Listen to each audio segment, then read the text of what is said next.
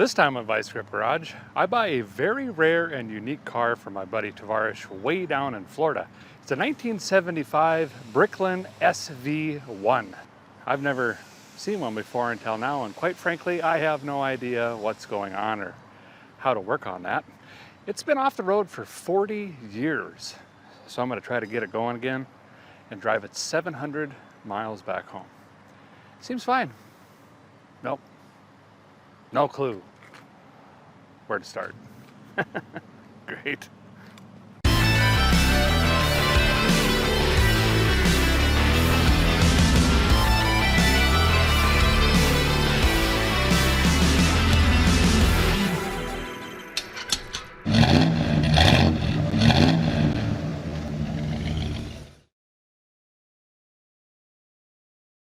So I've been here a few times, Freddie's place. Beautiful cars. They're like the exoticals or whatever. Not the ones that go in a zoo, but you drive them. They're really nice. I can't pronounce most of them. And I said, hey, find me an exotic car. And this is, I think it's because it's got a pushrod V8 in it. But Freddie is here to sell us on why I need this car. How's it going, man? Hi. So thanks for having me. now you want me to sell you this car? Yeah. I mean, why do I need this? Because I don't want it. Okay. Well, that's, Yeah. I don't understand that. It's beautiful. It's a 1975 Bricklin SV1. It was made by a visionary named Malcolm Bricklin. It was built in Canada. The outside is made of acrylic, so basically bath tile. Oh, okay. It has 351 Windsor V8 in it. Ford powered, all right. Ford powered, so a 3-speed automatic. And it looks like this. That's all you need to know. That's fantastic. The selling point of this car Okay. is this. So, The plexiglass window? yep. Oh, wait. Okay. These doors weigh 90 pounds each and they do this. Oh, wow. Whoa, okay, that's heavy. Impressive. Yeah. It smells terrible. It's okay, man, you know? Like this is, have you ever bought an old car before? That's what they all smell like. A couple times. Like Yeah. wet bath towels and I don't even know. Regret. Yeah. Lots of regret. Well, what's great is that you can let it go and then it, see, it doesn't slam down. Luxury. It's nice. Well, I think where we got to start is a walk around of this thing. And I'm going to take you with me because I don't even know what I'm looking at. Oh yeah, this is, there's a lot here. White letter tires. Well, one. That one's a trailer tire. Here's what I do know. They were made 2 years, 74 or 75. They look a lot like a DeLorean or a Pantera. There might have been some sharing on the design ideas. But the good news is it's got a pushrod V8. So we might have a slight chance at operating this vehicle, but let's go ahead and dig through this thing. We'll start in the rear, get up to the cabin, eventually end up in the power barn here, see what we got. You were nice enough to include some parts. Well, yeah. Okay. First of all, the carpet in here looks like my grandma's dining room. I mean, this is, it's period correct, let's call it that. Well, Yeah. pulleys, Uh-huh. Need those. charging whirler. Mm-hmm. With, what is that? That's so the electricity doesn't escape. Okay. Okay. Or the smoke, got it. New coil. Yep. Flamethrower. Only slightly damaged by water. So you were gonna hop this up, clearly. Yeah. This is a big deal. I was gonna actually restore this to factory fresh. Water pump, that's a great sign. Uh-huh. Power steering pump, it's stuck in there. More pulleys. I think that's a Chevrolet bracket, actually. Well, we're gonna make it work. So that's good. That wasn't like that before. Is that the black mold? It is the black mold. You probably shouldn't put that near your face. Okay, you definitely shouldn't do that. It does stink really bad. Yeah. What is this though, honestly? And Is then it a maybe, wing? yeah, so I know like sometimes they had active aero and they went like this at speed, you know? Okay. So I just need the strut. Yeah, I think this is side. probably for the front bumper or something. Or it might not be for this car, who knows? Oh boy. That is. Oh boy. Oh boy, why did you do that? Okay. Hey, wait. Look at that. Oh, Look at that. they work. It's fixing itself. I don't know if I should touch it or not. I'm just going to leave it like Yeah, that. you should just leave it like that. We got speakers in here. Yep. Look at the radio. 434 was its death. I made a mistake, and I lifted this. Yeah. Ooh. Yeah. That's good. It's so bad. But there's no rust in it because it can't rust, right? Well, the body can't, but the frame can. Oh, Jury's out on that. so it's all fiberglass and resin and Yeah. bath tile. Yeah, it's bath tile, and then underneath is that fiberglass, and then it's regular old steel. Wow. And clearly it's durable. Yeah. Oh, Yeah, so this is they had half T-tops. Yeah. that was an option, clearly. Yeah. Look how like majestically the glue was put on. Yeah. Someone loved their job. Listen, Canadians know what they're doing when it comes to building cars. I mean, that's where all the good cars come from. This was built on a Friday, you could tell. It's like, I'm done. Well, that's not rusty at all. No, this is just surface. I mean, you could knock this down with like a wool pad. Yeah. It's looking really good. All right. Sure. You know, usually you're pretty sarcastic and dry about these things, but I think this is a really good car. No, I agree. It's... Does this one open? It does. Wait, Wait, not well. is that a Chevrolet like A-body mirror? I think so. So it's Ford powered, GM steering column, GM mirrored, AMC-ish wheels. Mm-hmm. Has AMC suspension. I believe the suspension is from like a Hornet. And Okay. then yeah, so I mean it's a rocket ship. It's a sports car. Sports car. Yeah. Here's the thing. I'm going to refrain from entering the vehicle just a little bit longer. I think I'm going to let it Air out. Yeah. Yeah. Just the moldy baby blanket wadded up in the passenger seat that's missing. That looks like bread from a bakery. Yeah. Yeah. It's going to be great. But we're going straight to the power barn, and this has invisible hood pins. This is a lift-off hood. Yeah, it's like a race car, you know? Just gotta take it like that, and Oh, wow. that's a good sound for that to make. Sure enough, there's There's an engine in there. an engine. Why are there so many hoses, though? I was gonna ask you that. You know, is that a thing that they did back in the day? No, not Okay. at all. I don't know what that is. Hello? That's I I believe that's. Do they have air? That's an air conditioning compressor. This thing that looks like it takes up half the engine. Or does that run the doors?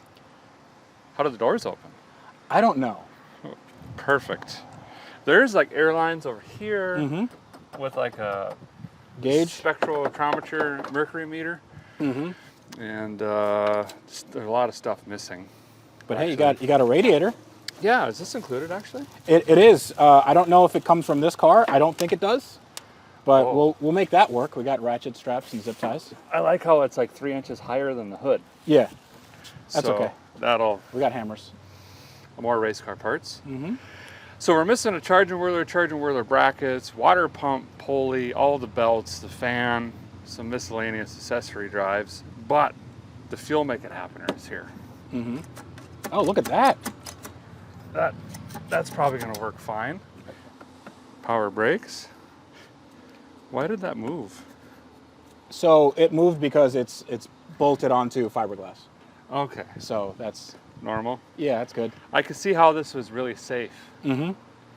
Well, it's a safety vehicle one, and one interesting bit is that when you drive this away, and I hope you do, instead of having 5-mile-an-hour bumpers like every car in the 70s used to have, this has 10-mile-an-hour bumpers. Oh, So you can. wow. We could really crank her up. Oh yeah. So an interesting fact about this car, one of the reasons, honestly, I'm enjoying doing this right now is, he said, I'll sell it to you, but you're not going to write a check to me. It's going to go to charity. So in a sense, you're giving a charitable donation for this vehicle. Yeah, I appreciate guess. that. I mean, you know, sure, why not? This doesn't seem charitable to be honest. Nothing on this car seems very charitable. But I'm glad you like it. I'm glad you like Yes. it. So good luck. Thanks. You know, Is this where I get a bill of sale and you kind of just disappear and then you don't answer my calls for a week? I gotta go do stuff. If you need, I have some water and a bathroom Great. and maybe some tools. All right. And if it starts raining, we got a little tent for you. Perfect. You know? So do your thing. I don't want to get in your way. Uptown, man. Well, thank you for this. What did you call it earlier? A hyper car? This is a hypercar. You know? Okay. If you buy a Pagani or a Koenigsegg or something, and they have these crazy doors. Is that like a dinner meal? What is that? Exactly. Yeah. Yeah. Okay. Yeah. That's exactly what it is. All right. Thanks. Okay. Good luck. I bring you guys in here. This is what we're looking at. So, yeah, not completed, but pretty close. We got fuel make it happeners. Of course, that's Motorcraft. This is that 351 Ford. Look at the stickers on it. It's probably going to be low mileage. I believe it's been sitting at minimum 40 years, or at least off the road. So it could be low mileage. We'll try to figure that out in a little bit. But all the accessorize have been stripped out of it, and the radiator, and I'm assuming there was some sort of bracketry or something that went with that. But we'll try to cobble something together for that aspect of it. Anywho's got some sort of fancy dual closelator cableage rig here. Of course, you got the power brakes with the boosters, you know. I don't know, that's probably power steering. Was it smog? I don't know. There's an air pump down there or something. I don't know what I'm looking at, gotta be honest. A lot of fiberglass, stuff like that. Gonna have to get out the grout, you know, the bathroom grout tile stuff, and start plugging away on some of this. The glass has been patched up with some silicone. That looks pretty good, you know. We got one good trailer tire up here. Cargo Max this is. Turbine wheel look was really popular. I think this is where that aerodynamic spoiler goes. Somewhere down in that thing. Pop-up headlights. Boy, that's fancy. Nope. Definitely not. Dry rotted tire over here. This side is really good.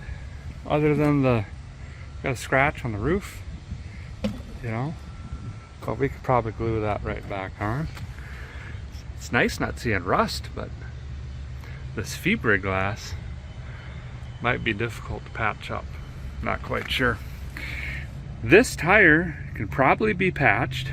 It's got most likely a leak down here somewhere. A boots. Here's the fuel fill. Right back. Oh, custom cap. Sure. Okay. So this is where I figure 40 years minimum. 1970, the blue plate started with the yellow font. And in 1976, they started requiring an annual tag, which you can see remnants of that here. Looks like someone has stole it off the vehicle, actually.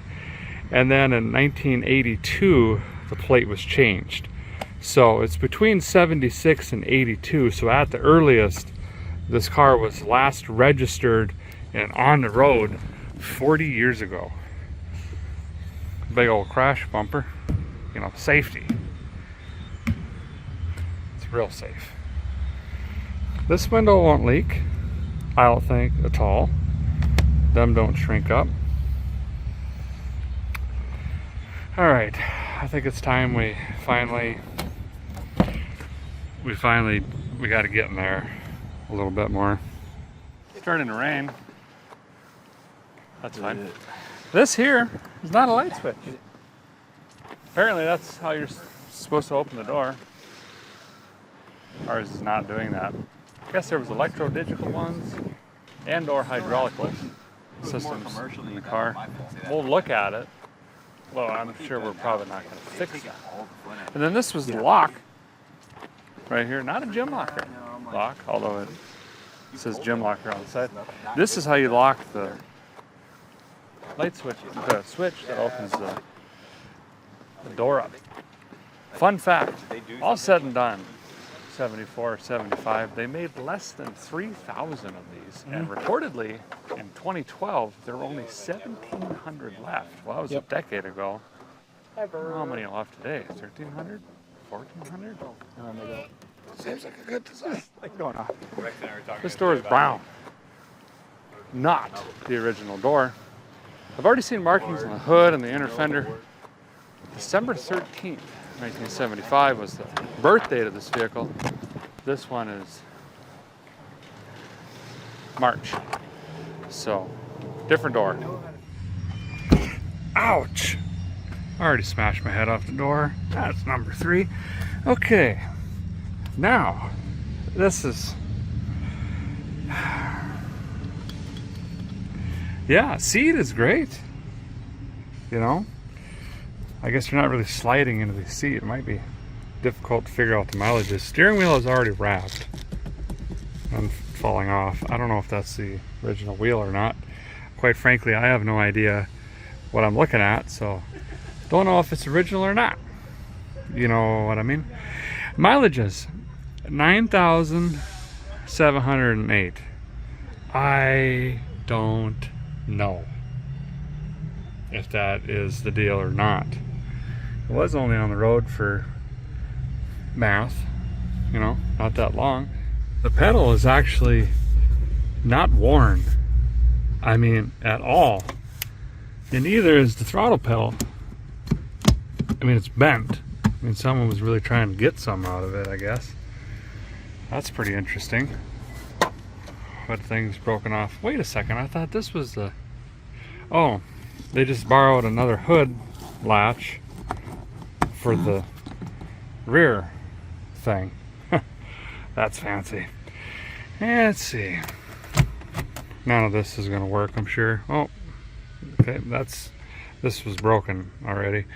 And we got a tachometer. 5,500. Well, the engine's blown up.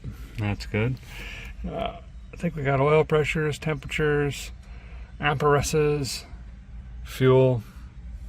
There's the digiplexuses right here. AM or FM. I mean, we're talking about a fancy rig here.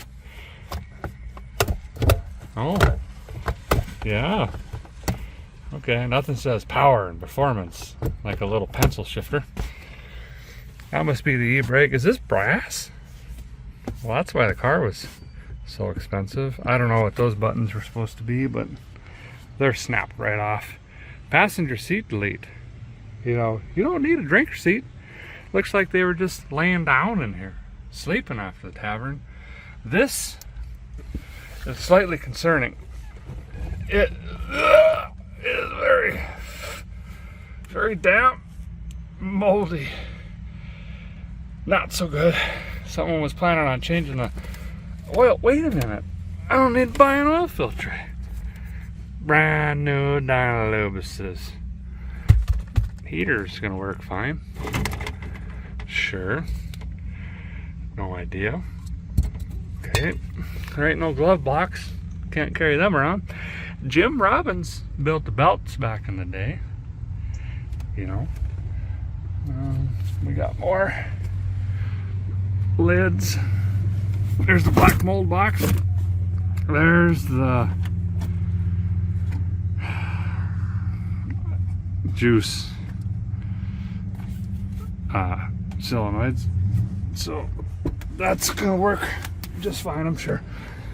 And if you're wondering what the headliner looks like, well, that's what you got, you know, back then. Pretty goofy cars, to be honest. Pretty goofy. Why did you have to have a light latch over here if you got a light switch thing over there? Who knows? Does have tilt. Blinker sticks broke off. But that is pretty much the whole inside. I'm gonna leave this door open, I think. Let her air a little bit. Well, here's what a guy's gonna do, I think. We're gonna forget about everything I don't know nothing about here on this particular vehicle, which is, we're gonna focus on this here engine. So I'm gonna need that to get home, pretty sure. I'm gonna start by just making sure this thing actually rotates, it turns over. I think I saw the battery compartment behind the drinker seat that's missing. But instead of just jamming on the key, which I think is disconnected with the explosion of wires dangling underneath the column there, I'm gonna go ahead and just put a ratchet on a crank down here, see if I can rotationalize it by hand, and just make sure that we get 360 degrees of rotation, nothing is stuck. Now we are in Florida. This is a California car, obviously, but we have one coast, we got another coast. Presumably that's where it's spent its entire life. So there's been a lot of moisture creeping into this engine. And there's a good chance we could have some ring ridges or some stuck valve trains. I don't know. All right, I got this here ratchet down on the crank. Let's see what happens. It's rotating. Sounds terrible. Stuff bending. Valve train. Just keep going.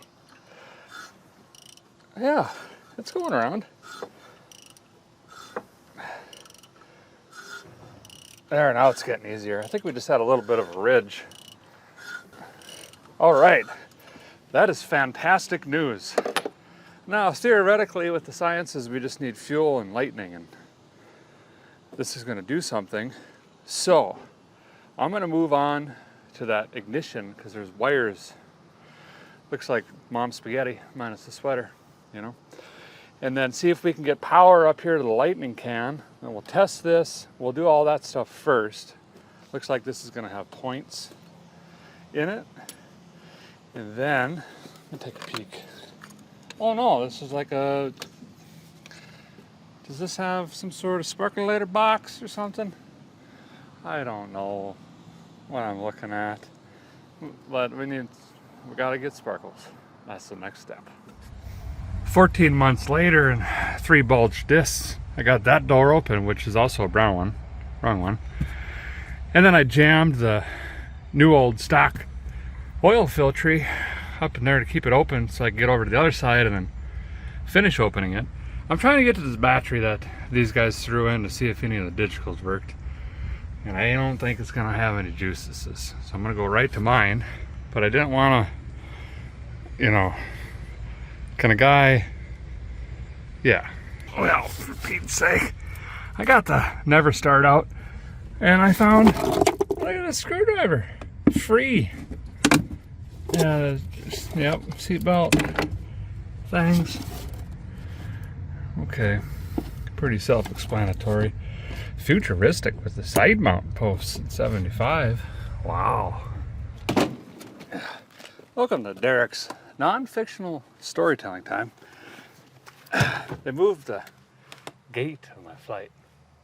No big deal. Went to the other gate. Guess what? They moved it again. The application on my phone did an update. Missed that. 2 flights later, ended up in Detroit. Wait a minute. That's the wrong direction. I do own a compass. 2 flights later, ended up in Florida. By then, the car rental place is closed. It's supposed to have a small pick-em-up truck. And I got this hot rod van behind me. Everything's been just going fine. Very, very specific reason I'm using this battery for this particular vehicle. It's important. No, it was the cheapest one on the rack that had side posts on it, and then it's got the go handle. So that's why I grabbed this one. We're gonna have to do a fire test, but this one's, you know, I can't be under the hood whilst test engaged. So we're gonna jam this in really quick, and then we'll run up front. Or you can let me know if you hear stuff sparking and buzzing, I guess. I gotta get this old battery up. Battery cores are up to $22 now, each. I'm gonna have to check my blood pressure. Why isn't this going in now? You came right out. You just go the other direction. I can't. You know, this way when you wreck the car, this sits back here and arcs and shoots flames and starts everything on fire right behind the driver's compartment, you know. Now, what is this? Is this the button to the... Sure. I hear a relay clicking for something. Oh, that time buzzers went off. Fasten your seatbelt. I don't know where it's at. Oil pressure's bad. Yep. And brakes. Brake light is on. Great. I'm gonna keep that there. Let's go see what we got. I just now realized, having opened and closed these doors a few times, once I get in this vehicle, I can't, I'm not getting out. That's fine. All right. Well, good news is I had to go find this here digital voltage meter, and don't look like nothing's, I mean, there's no fire anywhere. Okay, we need V's up here. Let's see. We need a V there. 1.8. 5, 6, 3.7. 6.24. Not good. Okay, that goes to this. I think there's going to be, oh, here it is. Yep, we got the Never Spark box. Great. That's great.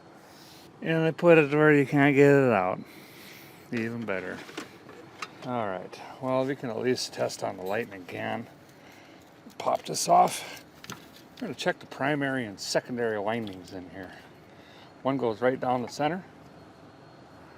The other one wraps around that, hence primary, secondary. Flip this over to the horseshoe mode. Where is it? I don't know. Here it is. Yep. Okay. Then fire this up to 20,000.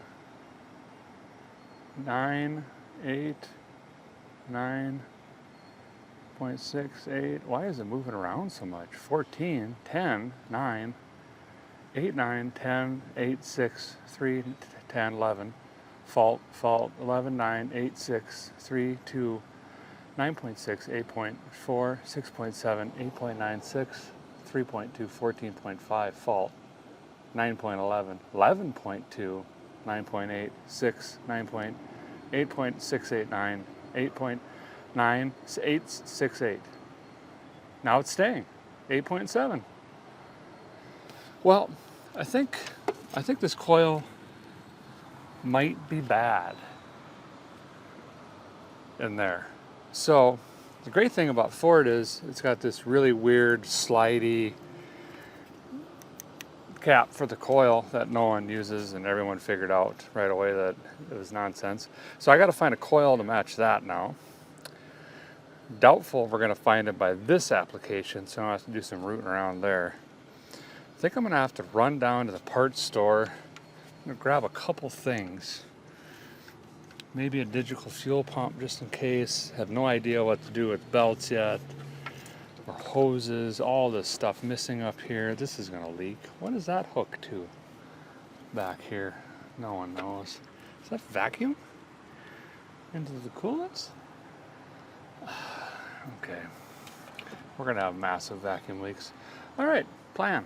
I have no idea what it is, but it's done. What? Almost pulled out. Guy went on ahead and just got thinking. Wait a second. Go back in time. We found a lightning whirler in the back and a coil. It could be a Petronix. We could get rid of the Never Spark and the pickup thingy and all that stuff. Let's go see. Well, I'll be dipped. Petronix flamethrower. Actually, the coil is what made me think of this, because that was a flamethrower as well. So now, this little guy just pokes into the other coil, the new one, and that just needs keyed ignition, and we should be set. And then we can get rid of that boxy stuff and everything else. We just have to get this other lightning whirler out and hope that it's not seized in here. That could be, yeah, that could be a thing. That's looking pretty grody down there. Okay, switching the gears. We're gonna get that out and swap it quick. Oh, hey. Wow. That looks clean. Wouldn't it be wild if this was legitimately 9,000 miles? It just sat and eroded away. Look at the stickers on the engine. Pretty wild. Just as a guy suspected, the base of the Lightning Whirler is just hermetically sealed in there. Good news is, being I have another one, I can get a little rambunctious with this. I've always found prying up against the intake, it's going to crack this case. I would rather just try to work it free. We're going to see what happens. I'm going to get some juice down in here and start, you know, lubricating and penetrating, and maybe get some mystery oil on it. I don't know what it's in it. It's a mystery, but it seems to work. Tire shopping. Trying to find some with only 2 nails in them. The problem is finding 15s anymore. It's tough. Got a lot of tires here.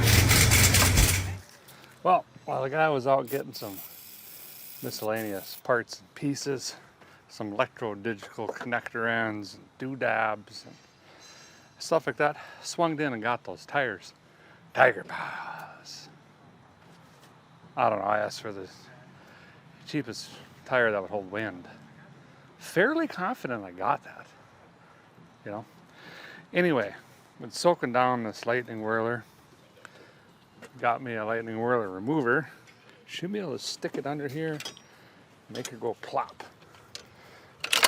Yep, just like that. Well, that's good. That wasn't seized up in there. That would have been a bad day. Well, for Pete's sake, I got connectors hooked into everything. Okay. Sure. Dropping this Petronix one in, or whatever it is, flamethrower it says. It's got 4 names. We'll get it close. We'll come back and figure out timing never in the future, you know. Yeah. Sure. I am testing this coil, which Freddie was kind enough to clean it up for me. It needs to be between 1.5 and 2.5 to fire that Lightning Whirler. Slow up, slow up. There we go. Yeah. Oh. Whew. Okay. So this will work. Still good. So we already know this one's bad because we tested it, but it also has these funny, you know, slide-on clippy-clue things. This one has the traditional nuts. Now we could just use the clip and then splice into the wire for the 12-volt switch ignition and wire nut all that together, but this is actually just easier anyway. I just need the one fitting. So this one goes in the junk, just need the bracketry. This one goes back in the brick. Okay, so this is going to go to the new coil, but that needs 12-volt switched. Now we can't run off of this doodabby that plugged into the other Lightning Whirler because it goes through the Never Spark box. I've unplugged that. That's this here. Now out of this guy here should be 12-volt switched. So I'm going to test that. You know, just jamming this in here like that, and we should get 12 volts. There we go. So what we're going to do is cut into this, and basically, if it well, it won't reach. We'll just extend this wire over to the coil, and then this will go there, that'll go there. This does science. Boom, lightning shoots down the hoses. We should have a spark, theoretically. So Freddie's kind enough, he's digging into the tires for me, and he's gonna mount 2, I don't know. We had a tough time figuring out how to jack this thing up, I'm gonna be honest. And I'm finishing up the coil here. I got a wire hooked in, which I believe is the tack. I've got 12-volt positive, then I got the Petronix flamethrower Twirly 6000 hooked in as well. So ignition theoretically should be there. Now, we haven't even looked at a sparkulator yet or the condition of the lighting hoses, so I did the right thing and plugged all of them back in. You know, 13726548 counterclockwise on the rotationalizationals and the lighting where they're there. This is the good wire I used. Got about every color you need in here. Okay, so I think we finish up these tires quick, get it down on all 4 paws. See what I did there? And then we're losing light. I don't know how much farther I can get tonight.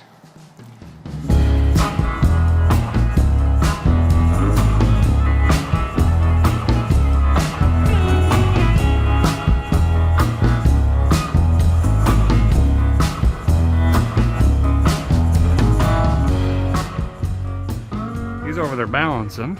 And look at this, is a coating. We were looking at this. It's weird. One of them said like, oops, not that pedal. Oh, it was right here. It was like resin dipped. It's either French Canadian or it means something. Not quite sure. But it's got some sort of weird coating on it, and they are way out of whack. They're like, they do this, but he's getting them dialed in. Maybe. We got enough wheel weights. He's got 2 boxes open. Yep. It's getting serious. This car is very, very shiny and quite frankly scares me. We have lost light for tonight. We're going to shut it down here in a minute, but first we're going to finish getting the tires on, get the car back on the ground. Tomorrow we need to hear this thing run. We've still got to check the shift machine, see if it goes forward, goes backwards. We've got charging whirler brackets, water pump pulleys, all the belts and doodads, hoses, radiators, and whatnots. And then, you know, brakes last. And then, of course, 700-mile drive home. We'll see you bright and early tomorrow morning. Why is the engine in the back of everything here? Good morning. Day 2 on the Bricklin here. Freddie and I did stay late and successfully install the tire pods. By the way, they're touring tires, adding to the hypercar package over here. Now, before we go any further, I need to hear this thing run for a little bit before we throw any more time and money at it. So we're going straight into the engine today. Got to hear this thing bark off at least for 30, 45 seconds. Then we can continue working through this thing. Okay. Race car hood release. Nope. Is it this broken one or is it the other one that says hood? Oh, what is that one? Okay. Not sure how I'm going to deal with this on the way home. Now, yesterday a guy did get the Patronics in, not to be confused with the people that make music with their mouth. You know, it's a lightning whirler. Now, I'm looking at these lighting hoses and whatnot. I don't know that we need to change them necessarily. We don't need to throw the parts cannon at this thing. It only needs what it needs. Okay? But I am going to pull a sparkulator out. There's 58,912 hoses and stuff on this side, so I think I'm going to scoot to the other side, pull a sparkulator out, scan on it, and we might even be able to, leave them too. Save some money, and then we could just dump some fire maker down the yap. Hopefully hear this thing bark off. Huh. Okay. Which one are we going for here? Number 5? Snag on this one because, well, it's the easiest. But it should give us an idea what we're looking at here. Well, for crying in the mud, she's really stuck in there. Come on. There we go. Hey, that ain't bad. Well, they're auto lights. Richer than Bill Gates, and they're just caked in dielectricals grease. So I'm assuming an AC3 certified mechanic probably put these in. No reason to change these, I don't think.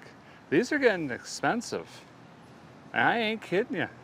So let's save the 50 bucks, pop this thing back in. If a problem arises, then we'll think about swapping it. But these are good enough for the girls we date. Yeah, guys should probably check on the Earl here, see what that says. Quart and a half low. 1030. A little bit of moisture in it. Not terribly bad. Don't panic. I think we'll be all right. We can at least run it on this for you know, a minute, say. No, minute and 4 seconds. Then we'll swap on it. Okay, now fuel, I've already got that disconnected. We don't want to accidentally pump a bunch of varnish and stuff in there. This is the filter. Carry one in my pocket. Nope, but I think you know what I'm saying. We're gonna keep that up here for now. Remind me where that's at, because I'll be panicking looking for that here in a minute. And I think if everything is clear, let me find some juice. We'll throw it down the yap here. Spin on the key, test the starter, sparkles, and just see if it runs. Now the timing, I professionally lasered that in with my eyeballs yesterday, but it'll be good enough to run, guaranteed. This here is some true fuel. You know, it doesn't lie to you. It's basically 92 octane with 2-stroke oil in it. It's gonna help lubricate the upper end, cylinder walls and things like that. About the worst thing you can do is just start brake cleaning an engine or spraying other flammables down here without lubrication if they've been sitting dry forever. I'm gonna fill the bowl up here a little bit. There's about a 2.3% chance that fuel make it happen is gonna work without me rebuilding it. So let's just have the confidence and fill her on up. See if this idle circuit is gonna work. Everything seems to be plugged with sand, so doubtful, very. A little bit, wow, way too much.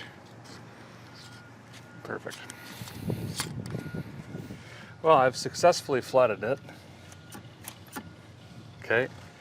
Didn't disconnect the battery last night. That was not very smart.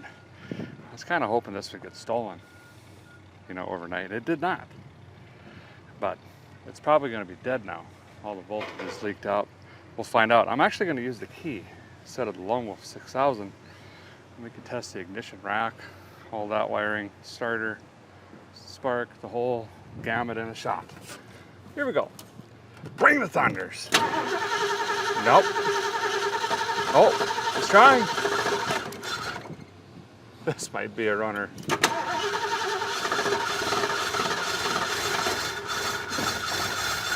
There it goes.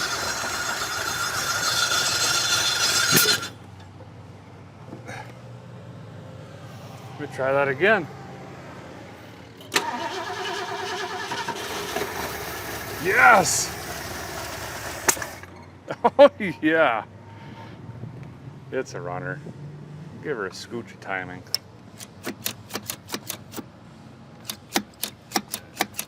No accelerator pump. That's weird.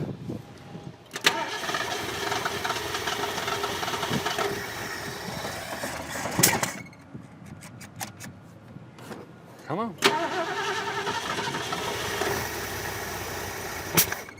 There we go. Another timing adjustment.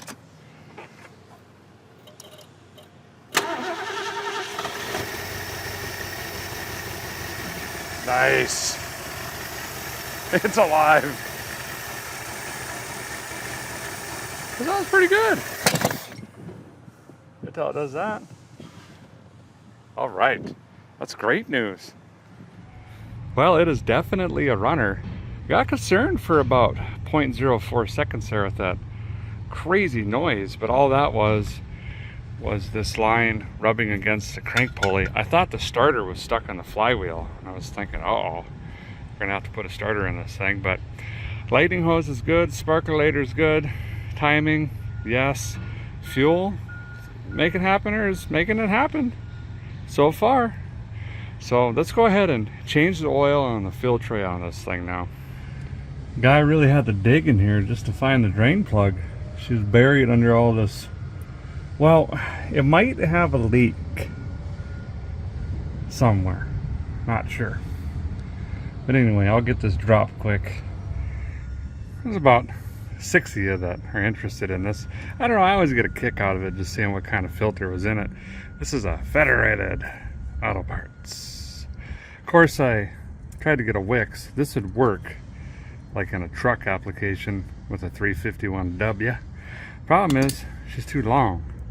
And this is some sort of Chrysler-esque front suspension geometry. And it ain't gonna fit in there. So I gotta fly down to the parts store. We're gonna have to cross-reference this part number and try to figure out what filter, hopefully a Wix or like a K&N, that's shorter that I can fit in there. It's looking like this HP 2004 K&N is going to have the best design. It's even a 1/4 inch shorter than the Wix, so this will fit up in there correctly. So I'm going to use this guy. There we go. Fill tray is in. I got to go find a marker. Write the date or the miles on your fill trays, fellers, because then a guy, you know what's going on. You know what I mean? This 351W was to be in a pickup truck, for example, I would use something like Rotella T4 diesel oil, but it's now in a hypercar, the Super Victory 1000s, whatever this thing is. So I'm going to use T4 diesel oil instead. It's got all the dinosaurs and vitamins we need for this guy. Oh yeah, that's great. Since I couldn't fill the oil fill tray because it's at a, forward angle where you can't fill it, I'm putting in this maximum performance treatment. Quiets, noisy lifters. Sure.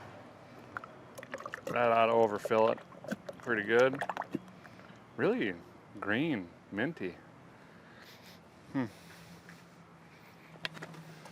Well, the guy is making some progress this morning. The biggest thing is we've heard the engine run. Now that we know the ignition in the column is good, the starter is good, obviously we've got spark, we've got the oil change, we've got to move on to a fuel supply. Now normally, I just run some hose and stick her into a jug and get this thing fired up, but see, I'm running out of time. And 14, we're gonna need capacities if we're gonna make this trip from Florida all the way up to Tennessee. So I think I'm just gonna dump some fuel in the tank. Surely the rag that's just full of sand and sediment has kept that gas tank nice and clean. And then we'll see if the mechanical fuel pump is gonna pump that fresh fuel right up here, and then we could plug her into the fuel, make it happen here. Now normally I use some like old weed whacker gas or lawnmower or something from the tiller or the zero turn from last year, but this isn't my facility. So we actually have fresh, I think it's 93 octane fuel, which is not cheap, but we're gonna dump that in. Tell you something right now, fellers, life's a dance. You learn as you go. Sometimes you lead it, sometimes you follow, but don't worry about what you don't know. Right now, I think we're leading. I think. Knock on balsa. Okay, how do you, what? There we go. It is just, it's all coming out. It's regurgitating fuel. Oh, pretend we didn't. So come on, we're just gonna pretend we're not spilling anything. Okay, there's something very wrong with the fueling procedure here. What? How could this be? Oh, there we go. I think I was just pouring it right into the overflow vent. That's all right. No, that's $17.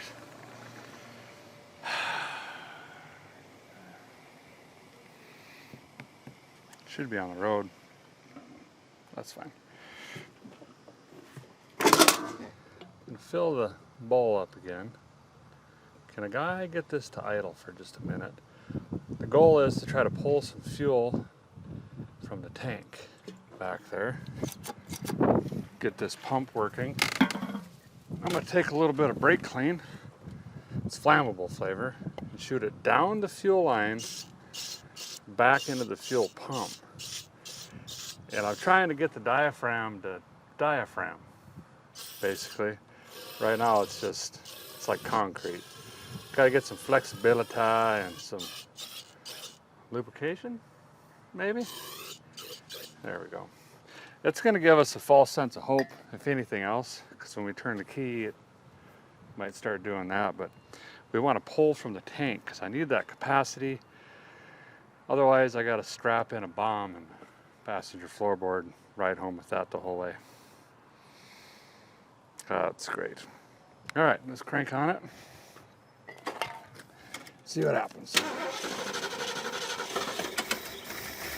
There's the spurtage. Get these lines out of the way. Running good. No fuel. Still no fuel. Still no fuel. Still nothing. I think it's safe to say the fuel pump is not going to fuel pump. Yeah, we're hoping to see fuel coming out of here. I can feel it making contact, but it ain't just pulling fuel. Sounds good.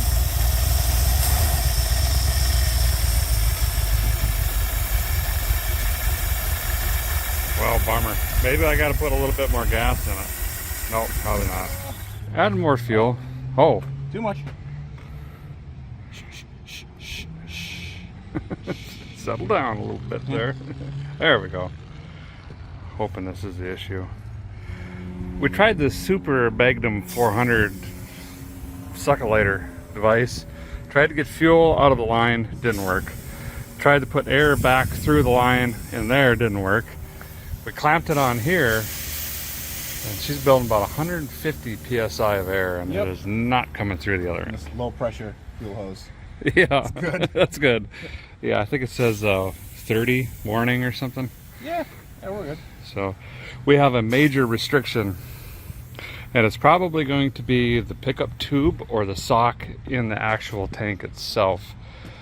But I'm going to crawl under and see if I can see where it connects to the tank and make sure that this part is clear. And then make the decision of drop the tank or put something like this in the passenger seat. And the right thing to do is just drop the tank and clear that. So I'll probably put something like this in the passenger seat. Well, things might just get a little out of hand at this point. There's like 74 lifts in this building right here. So instead of walling around on the ground, I think I'm just gonna go ahead and push this in there and use that. And then we can figure out this fuel issue faster. Because technically, I should be on the road already. So that's fine.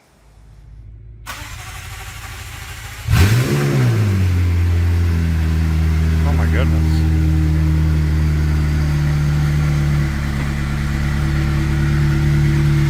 So we're taking a McLaren out and an Aston Martin, you know, so the Bricklin can use the lift instead. That seems to make a lot of sense, you know.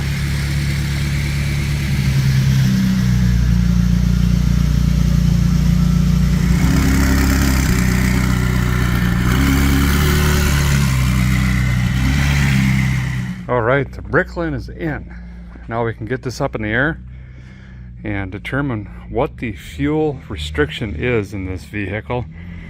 I have a very good feeling it's going to be the pickup tube or the sock in the tank, unfortunately. Okay, we're about to embark on a journey here. Wow. Yeah. That's a car. We got some air tanks. Mm-hmm. I believe those are two drinking water systems, but for this purpose they're made for cars, crudely welded and sealed. You got your fresh water and your gray water? I think that's what it is. Yeah. Some sort of, yeah, that's just like refrigerator water line. Okay, good. Yeah. I don't see any wheel cylinders leaking. That's semi-positive. This has been cut and then held up with a throttle return spring. So I've worked on this car at some point. Is this your car? I think, yeah. Okay, good. Oh, this exhaust. Freddie saw this. They pre-squished it. Yeah. Because apparently you jump these. Somehow the axle drops a foot when you jump them. Well, I think it's probably also because you want it to be up, like... Actually, I'm moving the entire car, so... Well, that's because of the performance shocks. Yeah. These are the Monroes that they put on here. Oh, boy. Again, attention to detail on the fabrication here with the glue. This is, I mean, Canadians know what they're doing when it comes to cars. And then this nice afterthought panel on the floorboard, you know, because rocks were probably coming into your teeth. So like, well, let's just put these plates on. That's pretty neat. Okay. We're going to pretend that the rear main seal isn't bad. I feel like this is just all the cleaners that you put up top, you know? Yeah, just kind of. It just went down here and then. Yeah, it's good. It's clearly new. It hasn't been happening. No. For many years, and then coating the whole. Well, it's a rust proofing, so that's good. Ground strap looks great.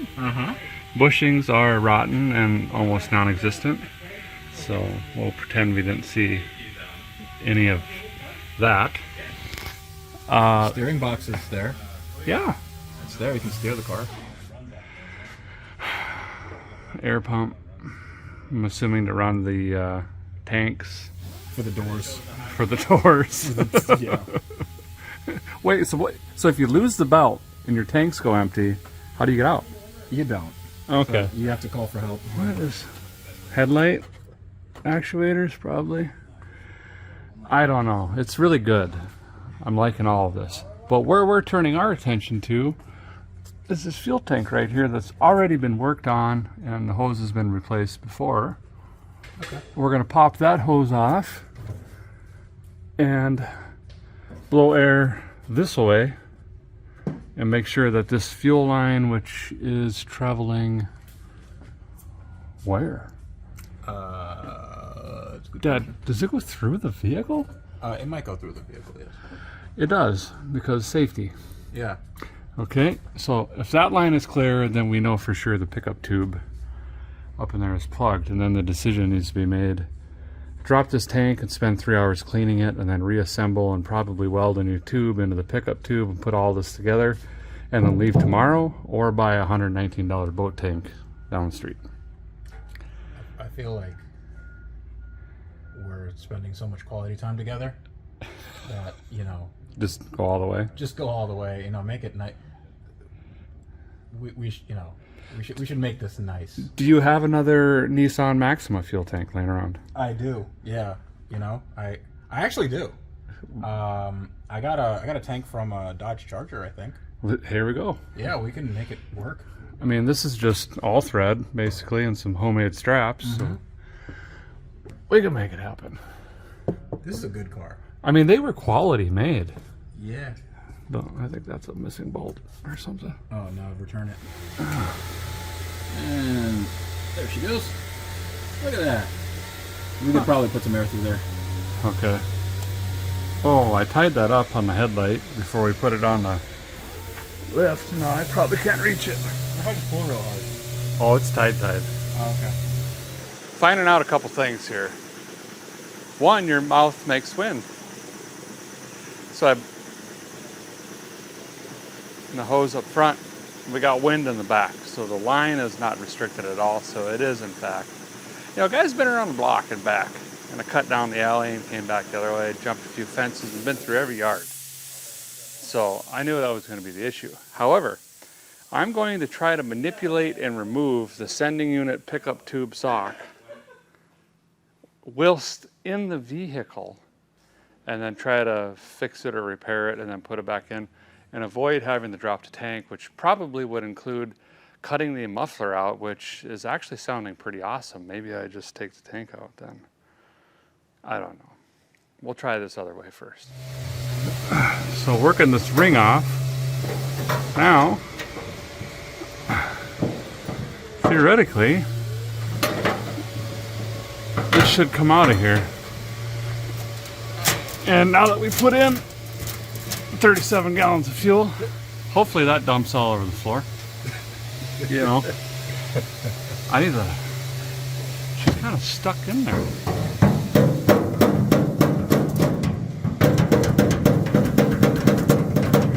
The channel lock? Yeah, something. Yeah, fortunately, it doesn't mean good news for the tank if that's stuck in there.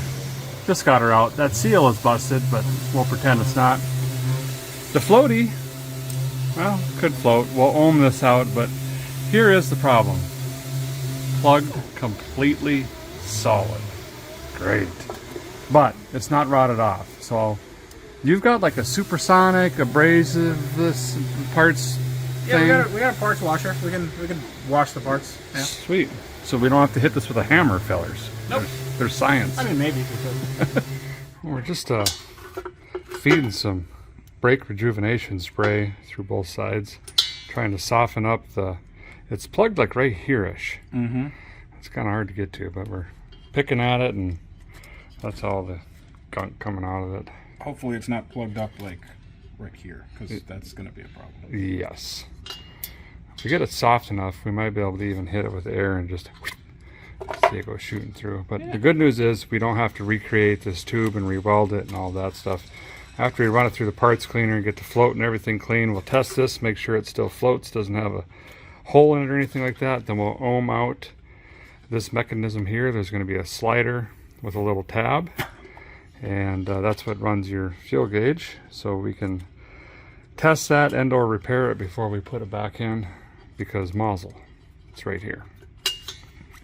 You done yet? Nope. All right, go ahead. Little.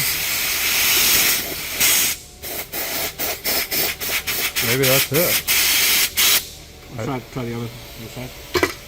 Seems like should be more. Yeah. Still something far. That's okay. At least we're making headway. All right. There. That's some flow. Fixed. Let's see if this goes this way. Oh, wow. yeah. Let me wash my hands over here. That's enough to get you home, right? Oh, yeah. Like we were saying, can't outrun the 10-mile-an-hour bumpers. So this is... now I can put this all away. Oh, there we go. Let's make sure I lose this inside. All right. So this float is not going to float. Mm-hmm. So we've got a pinhole leak right there. And that's where all that crud was on this for years. The ends of the barrels, that always happens. That's original from manufacturing, that spot there. But I'm going to try to clean this and solder it up. What you have to be careful is not to get too much solder that you make it heavier, because then your gauge is going to sink more than it floats, and it's going to be off, is what I'm saying. Mm-hmm. But we'll give her a go and see. Most likely not going to work, but it's worth a shot. But at least the restriction is gone. It's a good thing we use that very flammable brake clean. Yeah, helps when welding. Yeah. Well, for Pete's sake. There we go. Guy's got this digital meter. We're going to be testing the sending unit. I have no idea what ohms this unit is supposed to be. What we're looking for on the meter is a swing. Like GM is 0 to 90, for example. So I'm going to take a reading here. We're about halfway. So 29. I'm going to swing it down to the bottom.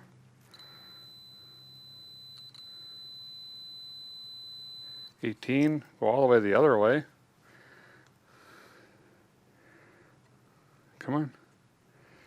Come on.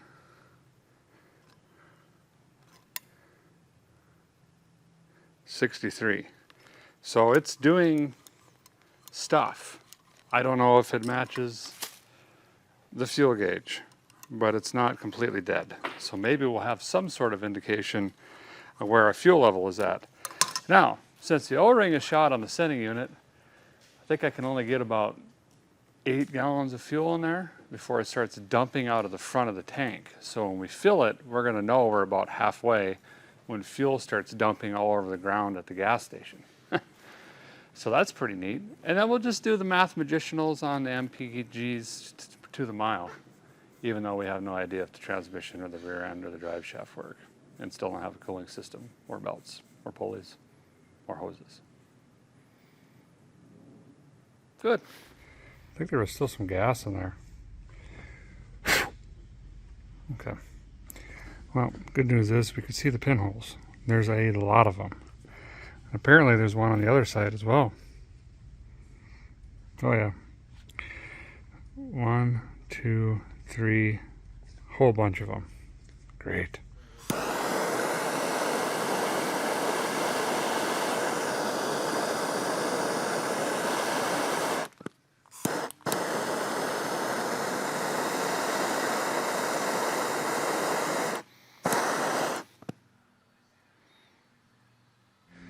Let this cool off for a minute and get it reassembled.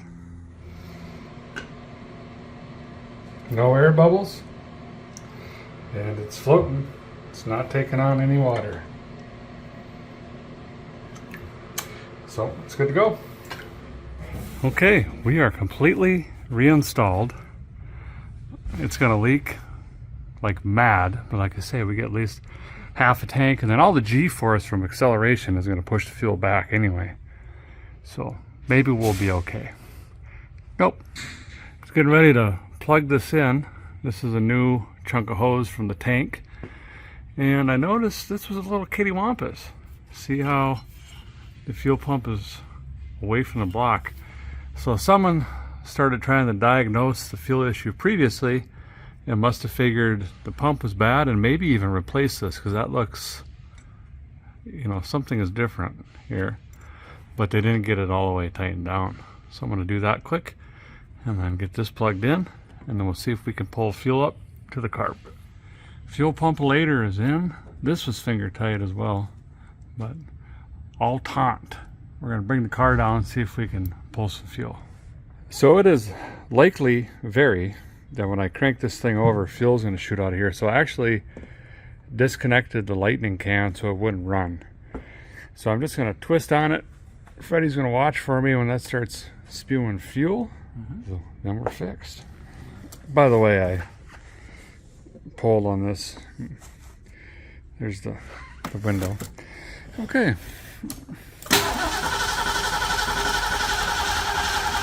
Still nothing. Nothing. Wow. That's not good. Doing something. Okay. All right. We're good. Sweet. Just took a minute. Did you get zapped? No. Oh, good. Varnish. So Sweet. that's Perfect. that's good. You know, the Bricklin is starting to fight back on a guy. I wanted to run a filter on it and be nice. So I put this in here and it just, I was pushing the rubber line on it, snapped right off. Never seen this in my life. So now I got to find an easy out or something and try to get that out of there, and hopefully the casting on the fuel make it happen or isn't bad, because then things are really going to get interesting. Oh yeah, it's going to come out. Thankfully. There it comes. 37 months later, found one of these in town, got that installed. So everything should be set now to pull its own fuel. So I'm going to crank on this, get it fired up again, and see if it'll...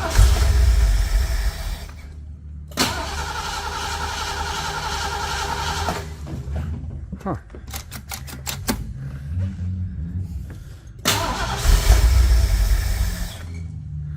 Well, you stubborn little. Really likes the gas.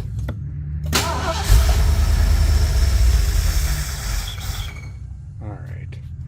You.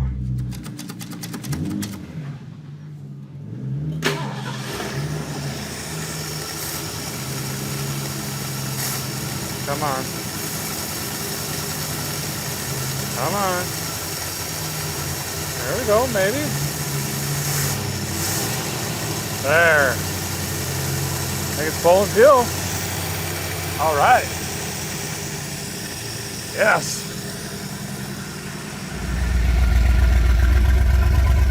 Sounds pretty good. Ah, it's not even smoking or nothing. Give it a while. Yeah.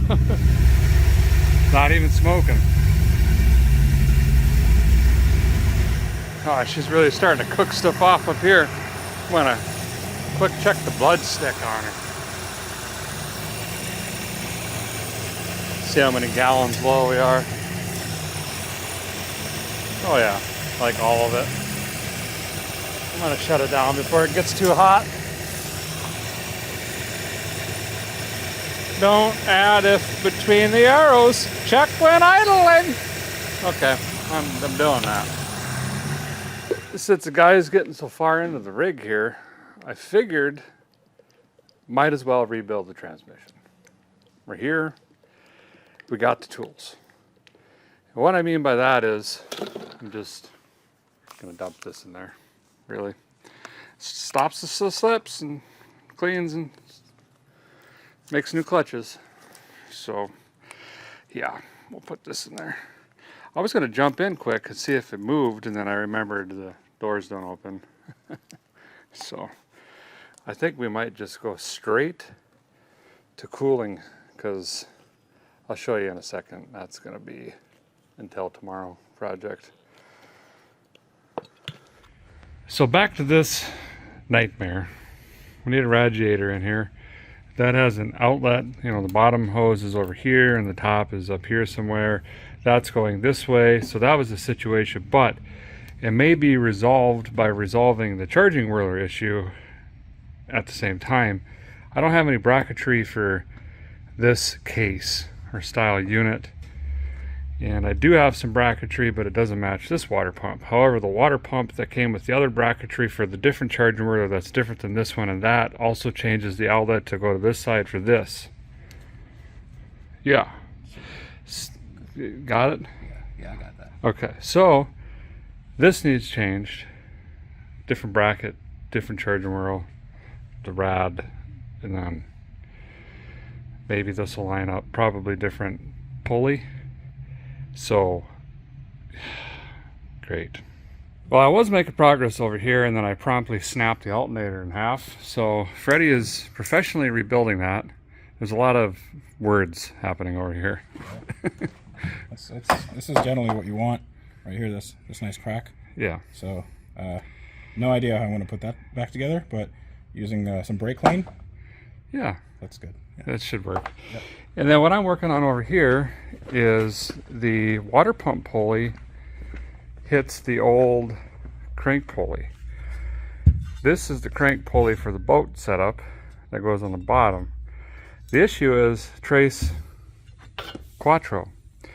So what I plan to do is get these lined up.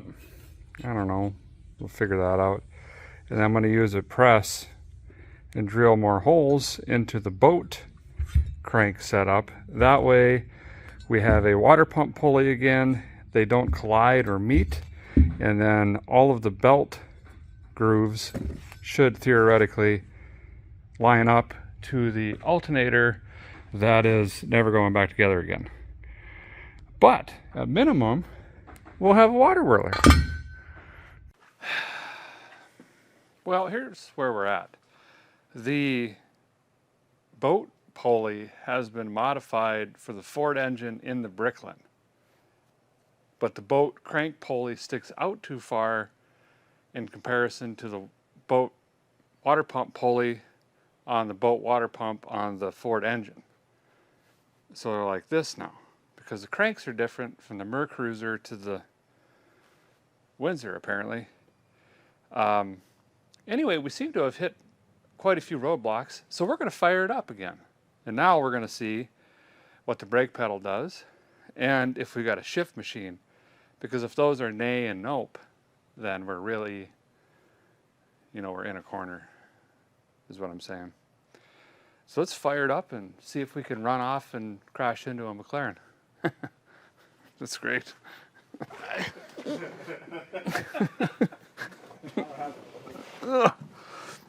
Oh, this is terrible.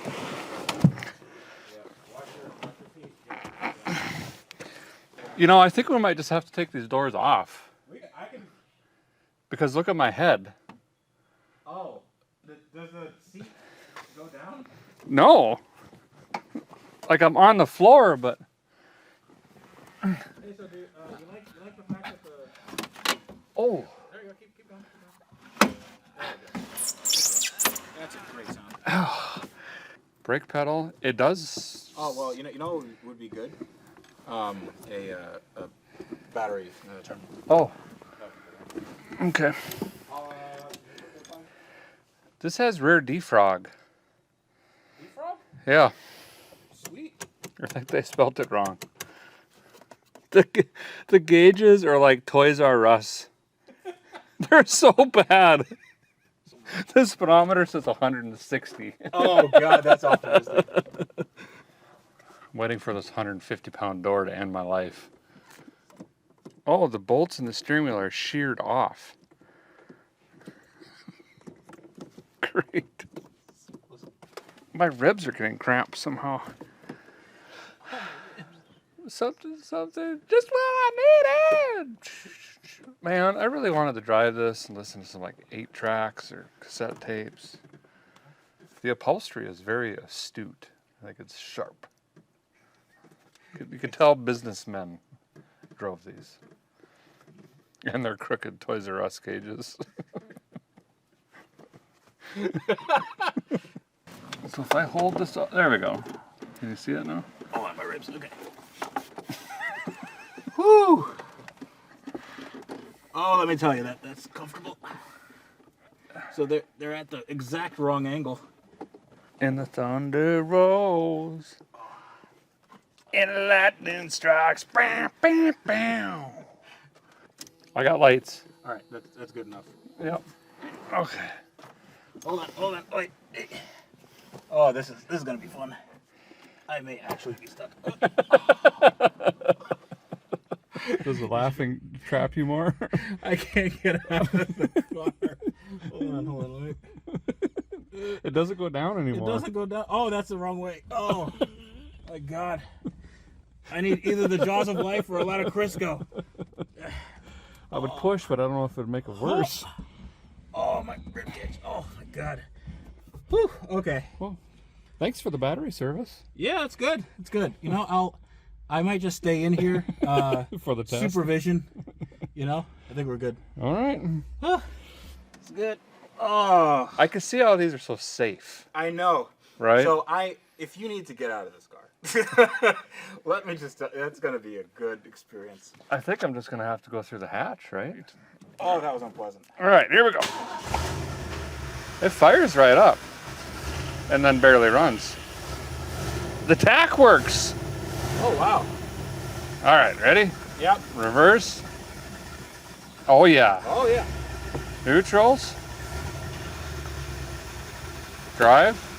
Oh, that's Wow. good. That's powerful. Yeah, it's got a strong transmission. It did have a strong transmission. Oh. What is that noise?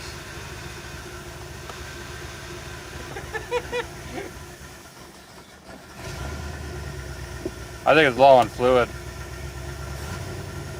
Yeah. Yep. Yeah. But the brakes work because it's holding it. Oh, the brakes work. Yeah. Nice. So I have brakes and a transmission. Yes.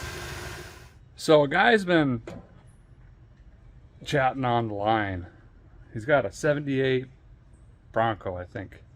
He was selling the engine and transmission. I tried to buy just the accessorize. But it turns out the guy selling the rig, it's not his, it's his uncle's nephew's kid that's out of town that's parked at his trailer or whatever. So we're not getting very far with that. So we're gonna have to try to Mickey Mouse House MacGyver hillbilly-ish this up a little bit. But I think we have a plan. We did some engine nerding here. Check this out. So the problem we're having here is the pulley diameters are now correct. They don't collide with each other. But you can see they're offset significantly because the crank doodabbies on the power twister on the bottom is different. However, we got about a 1/4 inch here. So I'm going to space this out with hardware until it wobbles really bad. I've already drilled this out. 4 holes there. And that was easy. I just put the other one on top of this, slid a spark ignitor through one of them, eyeballed it, slammed them with a punch, and drilled that out. So, sure. Then, I'm going to take this bracket tri back off, and whatever we end up spacing this out, say it's 3 washers, you know, or numbers on like a ruler stick, we'll do that same numbers on this one for this.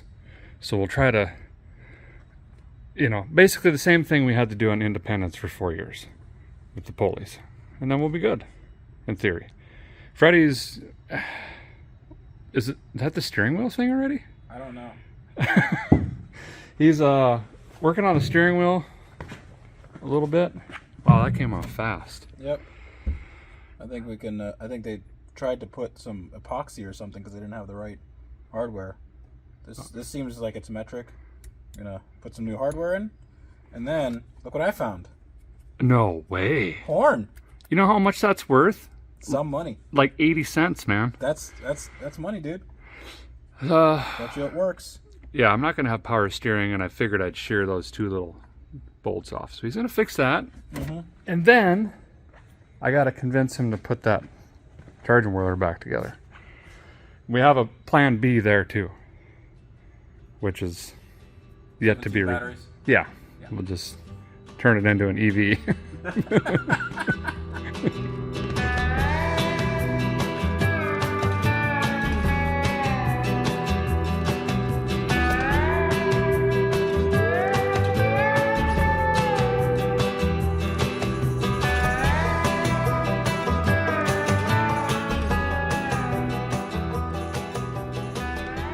Well, Freddie and I have been hard at it. It's very late actually at the moment. We got a lot to catch you up on, but we're gonna do it in the morning. But basically we're down to transmission cooling lines, a digital fan, trans cooler, get the charging whirler back in that Freddie completely rebuilt, and then like 14 trips to the parts store to figure out belts, stuff like that, put the hood on, and then panic, pretty much, 700 miles. So we'll see you bright and early tomorrow morning. We'll get you caught up on this. We gotta get right to wrenching. Oh, I put my cold snacks way up in the trunk. Great. Well, good morning. 7:11, early 9 o'clock. Hey, I thought they only had them hurricanes down here in the Floridas area, but woke up to a tornado warning. Severe thunderstorm, wind, rain, that's fine. At least I own the safest vehicle ever made, so if stuff goes down, I'm just gonna jump in the car. I'll never be able to get out, but I'll be safe. I gotta be honest with you, I haven't been this far behind on a project in, it's been years. I should have been home by now. I've got a flight tomorrow, might have to move it, but this is our list to get done. It's quite a bit. But we're just gonna jump in, get through this thing. Hopefully the storm will blow over. Gotta get a test drive in and determine what I'm gonna do here. If this thing will even make it 700 miles. And if we do take off for that 700 miles, that foot is just through the firewall, which shouldn't be that hard because it's cracking fiberglass. Feed her the onions the entire way. We might even have to drive through the night. First, like I promised, I'm gonna catch you up on what we got finished up last night. So a guy took the charging whirler out, well, and just a lot of other stuff. Had to make some room in here. Took out some of those hoses and things. Got the rad set in. Now this is not even for this vehicle. I'm not even sure what it's for. If I set it in the rad provision where the old one was, this sits up like here, and well, we ain't getting a hood on it. So I had the recessor down in there. I'll show you a little bit more on that in a bit. It's not good. This is all custom here. This is a bracket that I took off that was over there somewhere. I had to take off more bracketry there for the charging whirler to fit. And I had to put this on here with some custom machined mounts here to keep this curvature so it wouldn't kink off. Did get a lower rad hose in there. Of course that goes under and in between the steering components, so depending on what angle you're turning the vehicle, you pinch off the lower rad hose. That's fine. Most of the driving I'm doing is straight, okay? Today we got to get the charging whirler on. We've got to get belts figured out, digital fan, transmission cooler, all of that stuff. And we haven't even ran this long enough to know if it overheats or the head gaskets are good or what's going on. We know the rear main's already blown out. How bad? I don't know. Got to get this to where we can let it run for 15-20 minutes here idling, and then we can determine all of that situation. So as you can see, everything's fine. I'm going to lower it back down, try to mount in this charging whirler, start figuring out a belt for that. I may just wait to run to the parts store yet because I'm probably going to need some more stuff. And I'm sure the belt that I got that goes to a 1969 Mach 1 Mustang doesn't fit the now boat motor accessorized Ford motor in a Bricklin situation. Finding parts for this is really fun, you know. What kind of belt you need? Well, it's for a Mercruiser hooked to a V8 Ford in a Bricklin that's white. Okay, so lower this down, charge it with the belt. All right, let's get going. Okay, trying to make all this different bracketry work. It's been something else. Charging, I mean, this doesn't work.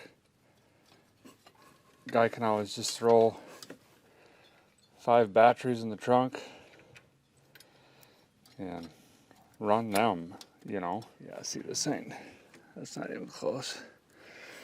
Does this go on the bottom? I know sometimes they go below. What if it was like this? Aha! Maybe. I don't even really care at this juncture. Just as long as the belt whirls around this thing. Even if it doesn't charge. Can a guy get the water pump moving? Maybe that's the new goal for today. Oh, for crying in the mud. There we go. Well, I'll be dipped. That went on. 7405, that's the ball, I guess. And all that shimming and everything we did was for this reason. See that belt? Looks pretty good, even though we're on the inside of the crank and the outside of the water pump. Because this one's shimmed out and that's shimmed out. It looks pretty good. And at minimum, we're gonna have water pump engagement now. If we're super lucky, that's gonna shoot sparkles to the battery. Great. Speaking of cooling, onto the fan. I ain't got one. Point Blank. Not a very good movie. But in this situation, it's circumstantial. I don't have a mechanical fan. Now, could I go get a Flexolite doodabby and figure out a spacer and then figure out how to get the nuts onto the spacer with the spacers that I have behind the pulley to go to the water pump with the right thread to hold everything in place, plus get the mechanical fan? Maybe. But that pulley is hub-centric. And if we put some, you know, shear pressure, torsion. Look, I don't want to confuse you. I don't know what I'm saying. Let's just be honest. It's not good for it. So I'm going to do this. Okay? And this just boop. And then with electricity, the downside is it's going to be pulling more juices, and I don't know if we're going to be charging juices. But I think this is going to be the way to go, quite honestly. And I don't have a shroud either. So a mechanical fan isn't going to be very effective, you know, when we're cruising Miami Beach. No, that's the wrong direction. I got to go the other way. Okay, now I got to figure out how to put this together. This is a situation under the rig. So yeah, it's kind of snuck through here, but I think that'll be just fine. There's one bolt in it up there that I drilled through the existing rad support. So inside this box is where the original one's at. And again, if I tried to set this in here, the cap was 8 feet above the hood. So now it's just wedged in between the steering gearbox and that one bolt in the frame over here. That should be fine. I got to cut these I might even cut them back here. And then I got to swoop these into the trans cooler. I did buy an external cooler, but to just simplify things, I'm going to try to just run it right out of here. And then we'll shoot the fan wiring off over there. That's all buckled in. Had the kicker off to the side just a little bit because things are getting tight up there. The rear main leaks enough that it actually put oil on the floor. So this is a huge concern. Hugely concern. Especially with 700 miles to go. But still gonna pretend I didn't see that. Well, was just gonna run some rubber line betwixt the two and be done, but they don't seat right in there. They flop around. So, like I was saying a minute ago, we'll go ahead and put that trans cooler in that I have up here. Might as well be way more efficient, you know, and then we'll just run these lines to it. I'm just using a mini pipe cutter here to snag these lines off quick and easy. Normally I'd flare these. I don't know if he's got an old school brake flare tool kit or not. And I'm not going to dig. So we'll just put 17 hose clamps on them and hope that that does the job. It won't. Okay. Actually, I wonder if a guy just used the belled end of what's there. Let's take a look at what we got. The lines would be way too long, but that's what zip ties are for. We could just ball it up, zip tie it out of the way. You know, because if it works, it's really a dumb idea. There we go. Yeah. Okay.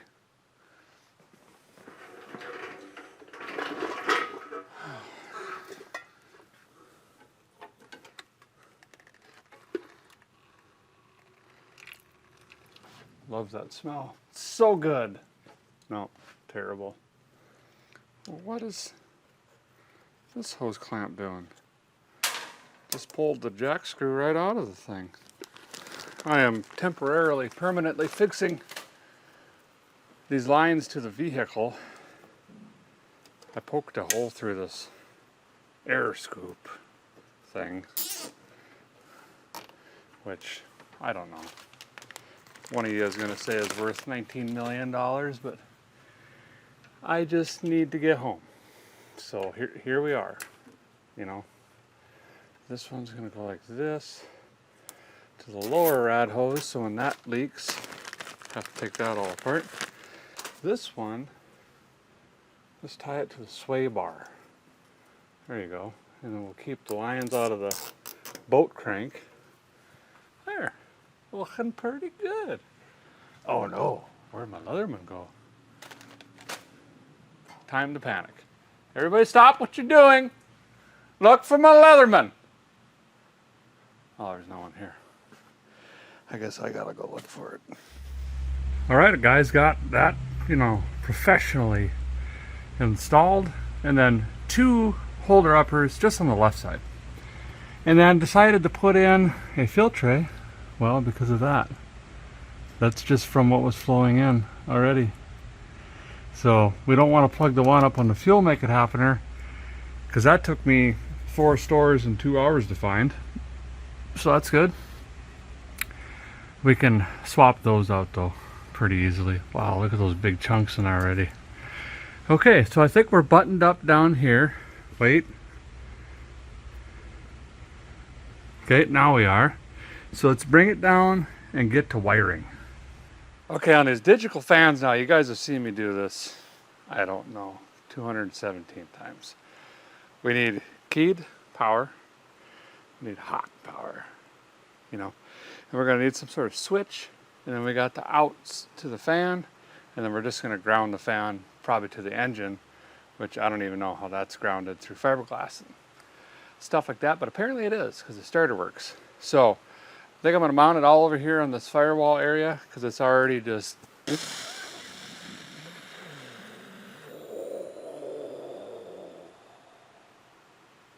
with wires and stuff like that. So it doesn't really matter, is what I'm saying. I got a different switch this time. Instead of trying to blop something in the block, the guy gave me like a probe thingy. I'll show you. After you do enough of these, you'll learn to not worry about all this mess. They're always going to be different colors and setups and stuff like that, but it all uses the same fuse. So essentially it's the same thing every time. So on this one, red would be in, orange or blue would be fan. We'll go with orange because it has a fuse in it. 87. So then brown would be our switch. I mean, that's pretty much it. And then of course chassis ground. So this would just be a ground. Mount that on the side, plug it into the fan. This is that probe, so this just jams through your rad.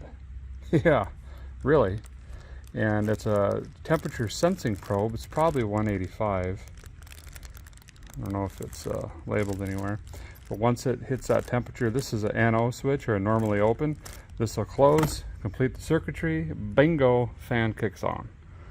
Now lucky for me, I was rooting around in here and I found this thing. And it was a fused link, so it had power going through it at one point. It's this guy right here. And I'll be dipped. So I don't even need to run my direct to battery. I'll just connect this to my red right here, which is my fusible link and power supply. Zip tie that to something down here.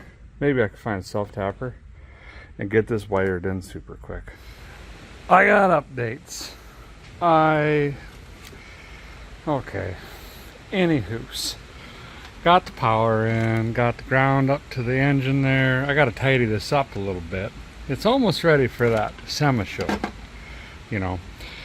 I cut into the Never Spark box again because I realized instead of running a wire all the way up to the fuse panel to get 12 volt switched, there had to have been 12 volt switched here to that, which is usually this blue wire. And I tested it with the digital meter, and sure enough, whoops, save on them batteries. And now I could jump test this because this would normally go here. But see, it's not going to do anything until this gets the temperature and closes the switch. But if I jump it over here, which goes to the relay, we got fanage. So now I just need to put an end on this, stick it over here. We know everything else is going to work. As long as that temperature switch works, then we'll be fine. Fan is pretty much done.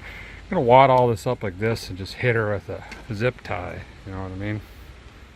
The Bricklin is just fighting me. Noticed a bunch of oil sitting in here this morning. Well, I thought it was gasoline, so I just ignored it. You know, that's fine. Then I started dabbing it and tasting it, and well, this is weird. It doesn't taste like motor oil. It doesn't taste like gas. It doesn't taste like water. It kind of tastes like hydraulic oil in a weird way. Then I remembered the coil. And I spun it around, and there's some hairline cracks in here, and I believe this is leaking out into the manifold. So I'm going to take my meter down to the parts store, try to find a 12 volt coil that's between 1.5 and 2.5, which the flamethrower needs to make the lightning. Pick another one of them up and swap it now to save us from doing it on the side of the road. I'm being optimistic. We're pulling out of here today. So here's where we are and where we was at in the past. The charging where I wasn't charging.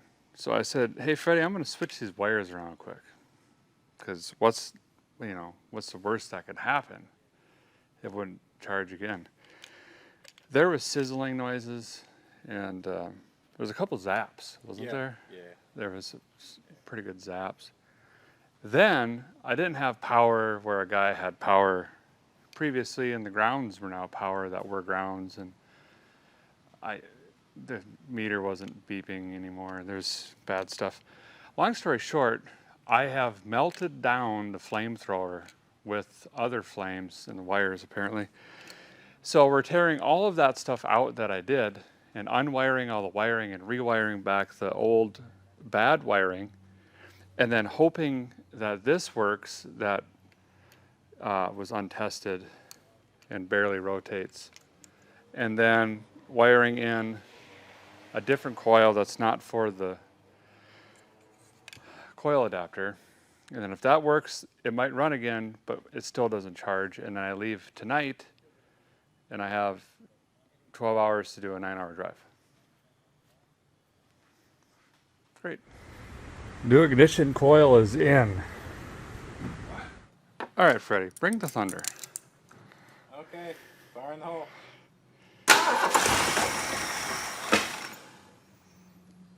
There we go. Yes! You want to see if it runs? Yeah, keep going. Okay. Crank. Did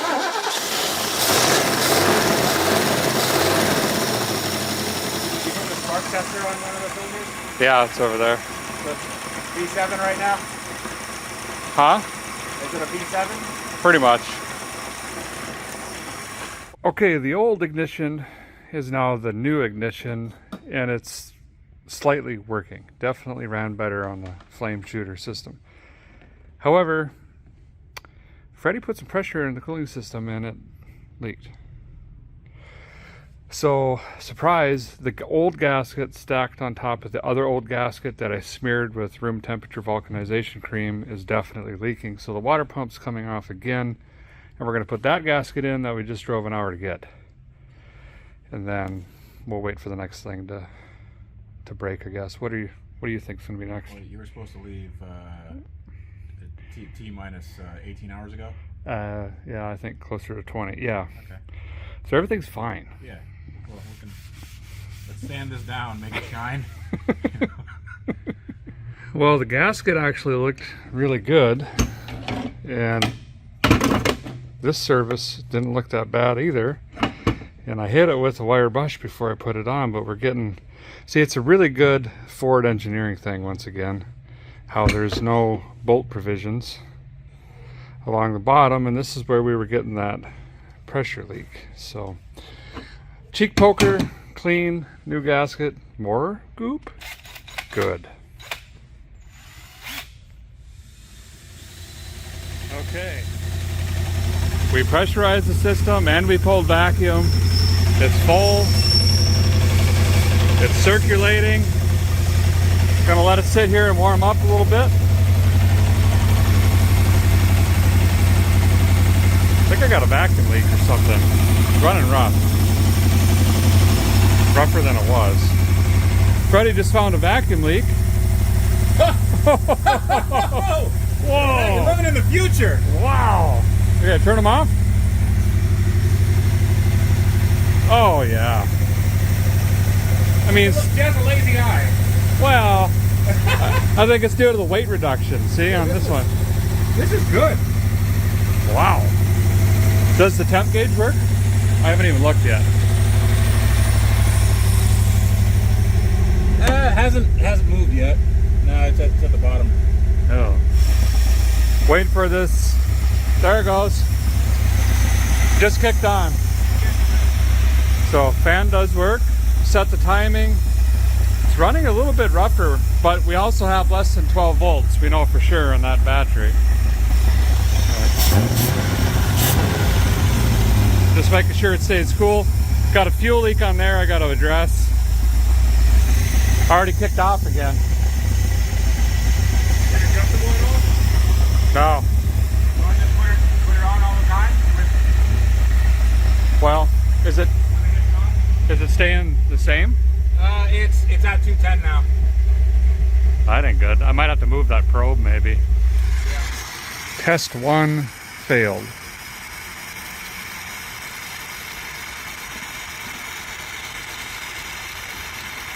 Fan is not running.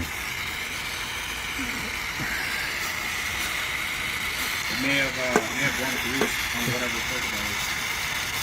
Yeah, I can hear the relay clicking. So then we lost power source. All right, well, better to do it here than on a highway.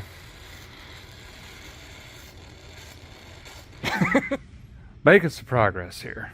So, tested the switch is okay. Tested the 12 volt switch, that's fine. Went through this, checked the ground. The wire that I was using for the 12 volt positive went over here, and Yeah, that's a pressure control switch like you'd see on an air compressor. And then found a electric pump under the headlight, and that's what this pressure gauge is. So there's some sort of relay in here. So it was only temporary power, ignore the fuel leaking and about to ignite, going through this wire. That's the longest we ran it, and then there's something in here that happened. So I grabbed this wire, which was feeding it off of the lug going to the voltage regulator, which would be straight from the bat. So now we can just boop, put these two together, searching for a wire nut or duct tape or something, make that temporary permanent. Then we should have fan again, and we can do our second test run and just see if it'll hang in there, hold the head gaskets, things like that. And it is once again dark outside. Maiden voyage time. We think it might be charging a little bit. It's kind of staying cool. That's not wired hot. Hear that all the time? So.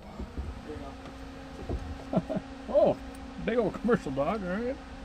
Fire extinguisher. See if we can make it to the gas station. This is the moment of no return. Bye-bye. Watch your head. You know, this feels like the Zipper, the carnival ride. Easy close, it's a luxury thing. Yep. That's good in case I gotta get out. Yep. That's fine, you ignore that. On the brakes. Oh, excellent. It just doesn't run good. It's got brakes for days. Yeah. Be nice if we could stay on. Oh, that's nice. That was the drive shop leaving. Go straight. Yeah, straight back. Huh.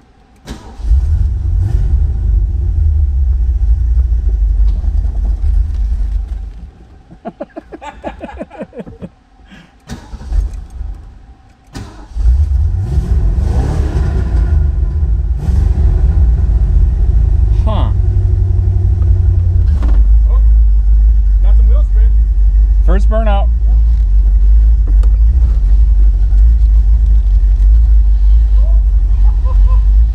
Made her? Oh, Look at that. headlights on. Look at that. I can't see nothing. Sit weird in this. Oh, I guess I'm slouching too. I got every light on the dash is on. Man, it's shaking. All right, you want to meet me over there? How's it look? Pretty good? It looks fantastic. You hear that V6? I mean, Yeah, that's 6.5 cylinders. Yeah. well, it's the active fuel management Oh, okay. that we're running on this. Is that the 246 system? Something like that. I wonder if it would do a burnout.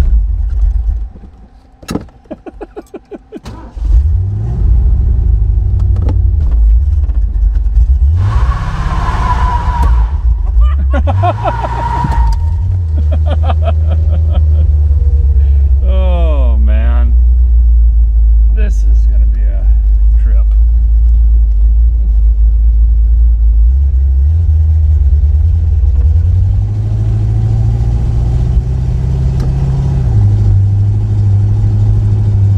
Boy, it does not run good. Does not run good at all. How do you get the high beams on? Is there a switch for that? Start. No. I can't see nothing. I know you guys can't either. So I'm gonna focus on the road and maybe we'll see you at the gas station. Oh, this will be interesting. Made it to the fuel station. That's great. But now I gotta try to get out of here. Oh. See, I think if I use my leg. Oh, I don't have that stick, do I? Okay. Okay. How do I don't think I can get out of here. Maybe I can use my camera stand. And then I can wedge this in here. Oh, there we go.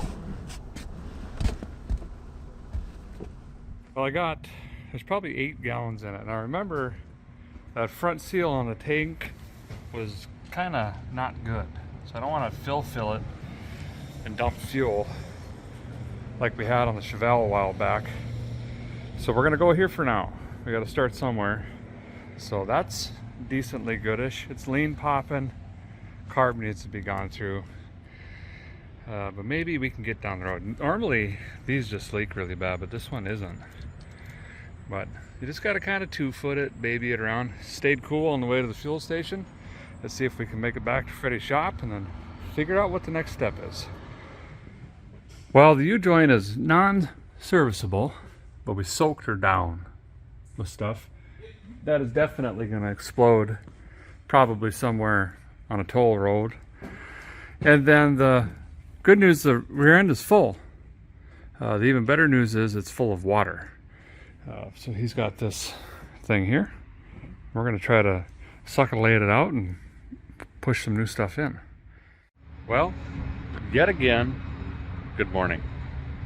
Just dropped off my rental here, fixing to get a ride back to the shop and the Bricklin. Late last night, took a test drive to the fuel station. So I have successfully put about 1 mile on the rig, and that is it. I've decided just gonna hit the road today. I'm out of time, should have already been home. But the guy I haven't been this concerned in a very long time. There are a lot of systems untested. I have no idea if the transmission works at speed. I have no idea if it's gonna keep cool on the highway. The rear end noise and drive shaft noise definitely isn't fixed. And I have no charging system at all. I got a plan for that though. So, gonna get a ride back, fire this thing up. It starts this morning, throwing the luggage in. We're just gotta hit the highway. Got 700 miles to go. Gotta start getting that way. Well, later back, loaded up. It is tight in here. I'm gonna have to nope, already slouching. So, I should have took the door off. Yeah. Here's the charging system. Heavy air quotes on charging and system. I'm just gonna hook jumper cables into the battery going down the road once she gets low, and I got 3 of them. We'll see how that does. Okay, cold start. Hopefully, start, I guess.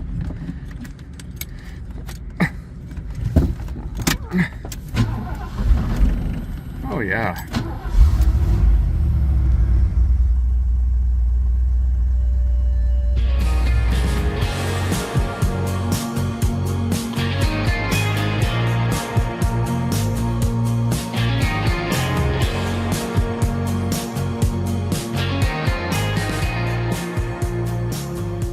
Oh, about 30 miles in.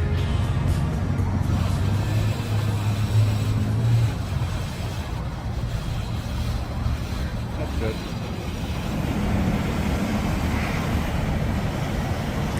Started creeping up towards 210, so pulled off the interstate, then of course got stopped at the light there. Temperature gauge must be off, but gonna have to figure this out. Going to be a very long 3 months getting home otherwise. Plenty of good news though. I accidentally filled the tank. Wasn't really trying to do that because that gasket is non-existent. Somehow that healed itself. So we have a full fuel tank with unknown capacity.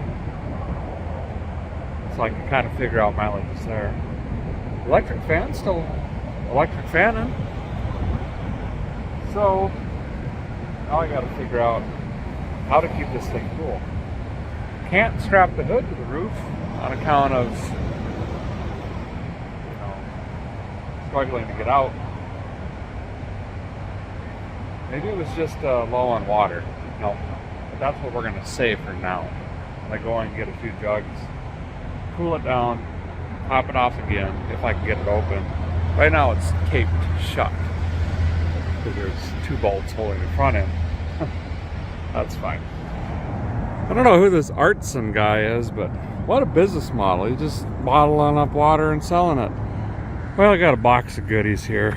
I got some things I want to do before we hit the road. I think most importantly is wiring this power socket. You know, this hypercar doesn't even have a cigar lighter.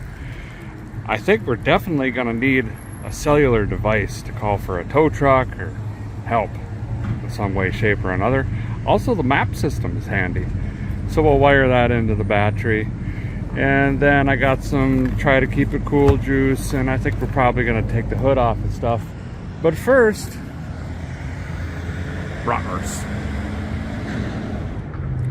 Just wrapping this around each bolt on the battery there. You know, direct connect. And then I got some extra wire because you never know. All right. You know, the hood's off again. That's going to reside back here. I just got to get some rags, put underneath that, or maybe flip it around the other way. Strap it down.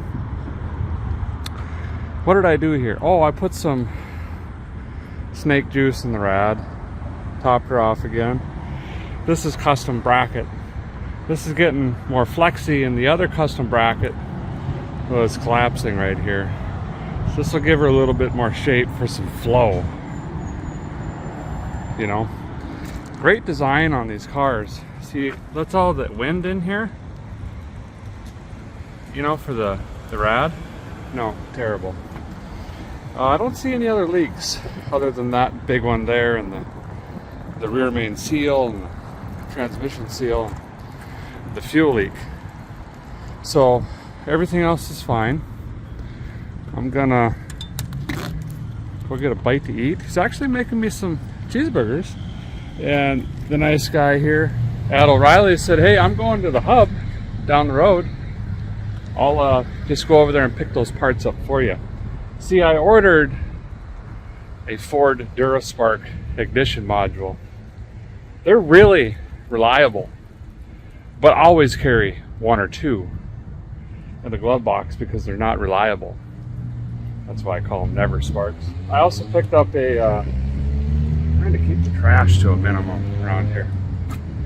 I also picked up a rebuild kit for the fuel make it happener. It's starting to get pretty unhappy. Ooh, I should check the fuel filter quick too. That'll definitely need changed on the next stop. Yeah, see, that's all done. And then I picked one of these up.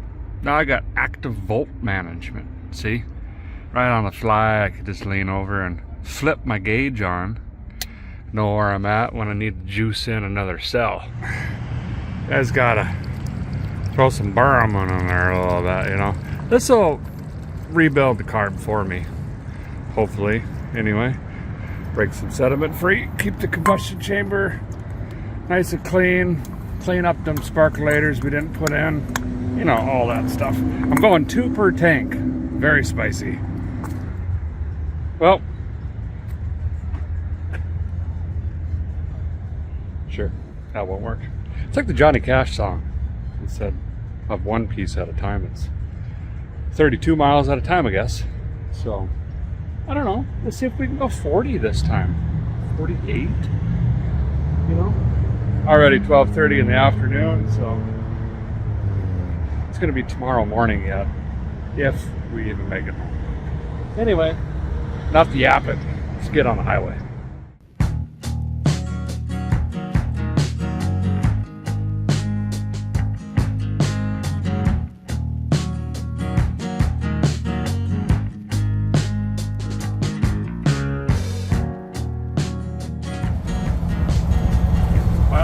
Getting hot. It says 210, but as you can see from the window, it's boiling over. I think the temp gauge is just wrong, and I'm trying every speed. We're only doing about 50 right now, just over 2,000 RPM. I have a feeling that block is just full of the same rust and gunk we scraped out of the water pump.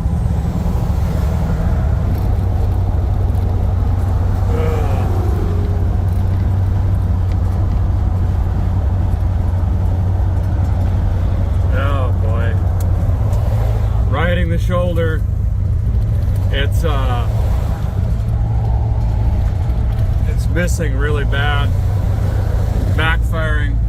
Good news is it's cooling down. Well, because it's only running, it's only running on 2, maybe 3. Trying to hit this exit up here and hopefully not pick up a bunch of screws in the tire. That wouldn't be good.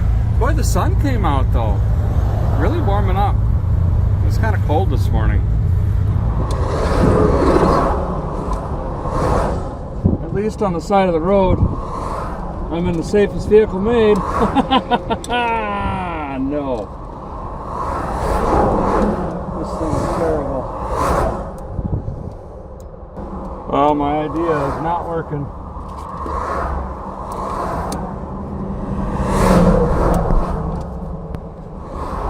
Well, this might be it, fellas.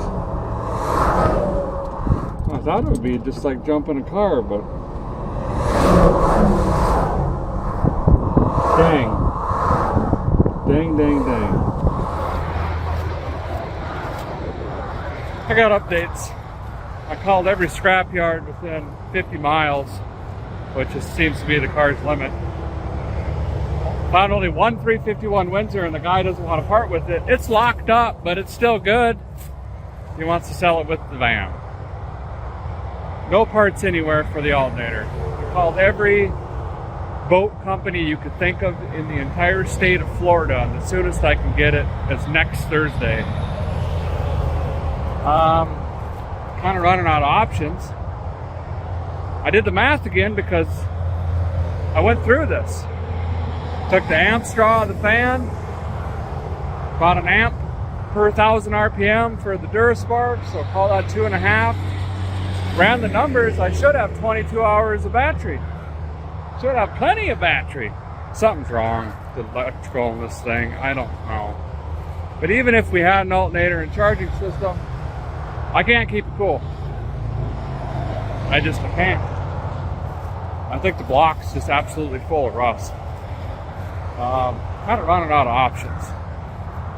I got to try to get it off the side of the highway before a policeman shows up, throws the thing. Because, well, it ain't got no title, and those aren't my plates. So let's see if my battery charger, also known as a series of batteries, has this thing enough where we can at least get it to the exit, which is like a mile. We're moving. It's kind of a Jeep feeling, you know, but also certain death if that falls. But anyway, we're getting to this exit. Good news is there's a tavern right on the corner. The guy could figure some stuff out, you know. Well, turns out that tavern is not my type of establishment, so we'll skip that. They've cleaned the windshield. Reran my math again, found the actual model number of the fan. It is a little bit higher. That's running wide open, remember, trying to keep this thing cool. And it's pulling, it's not pushing or anything like that. It's definitely circulating. But anyway, 2.28 hours per battery. Not going to be enough hours for the 3 batteries that I have. But I could stop and get more, which is really expensive. Or maybe find somewhere to plug my charger in. Biggest issue is the cooling. But I'm confident I got enough battery now to at least try to run down a few more exits and see what happens. I'm going to find a hose somewhere, like this AC line or something, and maybe cut that up and use it as a rad overflow and get that below the car, so at least when it overheats it doesn't, you know, remove my vision.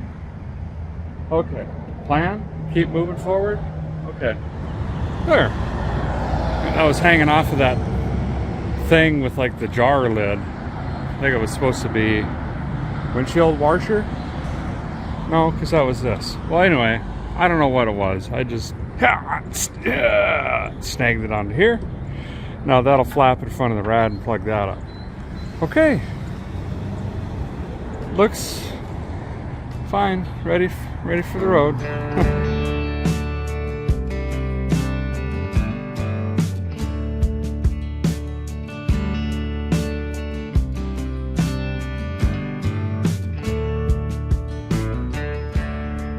Well, guy got to thinking here. I'm gonna hit a bird with 9 stones. I'm gonna go ahead and put a flex fan on here if I could find one in town. Not been easy. Found like a 42-inch. No, cut the fenders off the car. Need a 16, I believe. Then I gotta find the right spacer.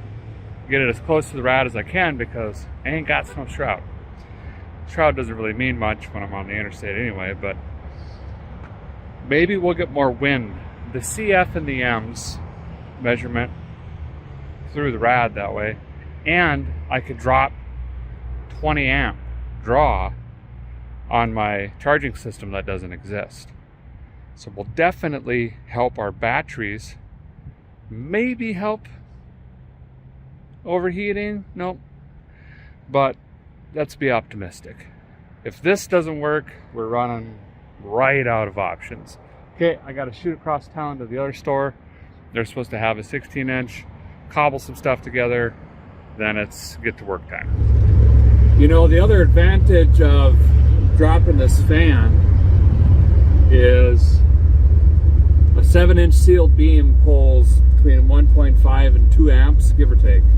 Call it 2, so that's 4 if my Mathemagicianals is right. And then a couple taillights and side markers, so we're probably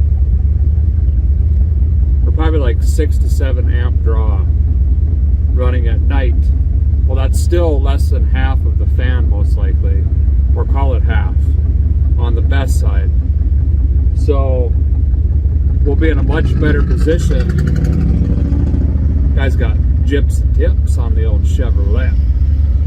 We'll be in a much better position running at night, which we're gonna have to because it's already like 2:30. Yeah, we've only made it to Gainesville, so that's fine. Okay, guys, charge relating my charging system. I got the digital fan off, and this is gonna be the setup here. I got the fan with the most aggressive pitch that I mean, this is all of it. You can't get more aggressive than that. So the CF and the M's are going to be up there. Now, as far as clearance, I think that might hit the... Ooh. How is that getting by there? There's probably a 1/16 of an inch between the steering gearbox and the blade. I mean, I meant to do that. Now, I just got to get some washers. We need to take a little bit of spacage out because we need to have, see how this adapter, Rooney, you know, part number 516B has this little hub. That's because this fan is hub centric. Otherwise it's gonna waller and just go shooting off. We need to have this sticking out a little bit, and with these in place, it's pretty much flush. See here? No bueno. So I gotta go get a couple washers, space this up. That should be perfect. Guys got her back in the grass here. I'm gonna try to flush out some of this mud water. Oh yeah, that's, well, it's mud. Let her eat until that shows cool water, essentially. I wonder if this is gonna help. It should. If anything, it'll prevent the, look in there. This needs flushed up too. There's just mud in here.